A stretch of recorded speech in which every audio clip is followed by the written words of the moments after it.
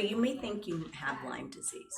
Well, Lyme disease is a conundrum. It can mimic over 400 different diseases. That's why it's very hard for doctors to diagnose.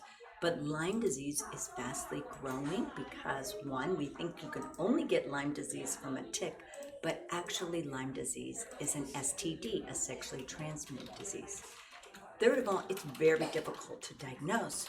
So we do very sophisticated blood testing utilized by LabCorp. We also will do a CD57 panel indicating chronic Lyme.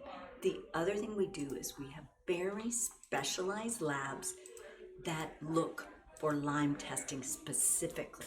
And now, if you've been diagnosed with Lyme disease, there are many treatments. Sometimes we may have to use antibiotics.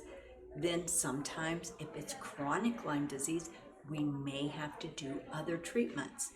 First of all, your eating is really important because we have to create the proper terrain for the body to be able to fight this kind of chronic infection.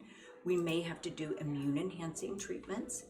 We may have to do purification because we have to make sure the cells can take care of you.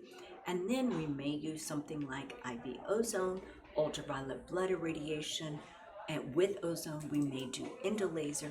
We may design several different intravenous protocols to eradicate this Lyme.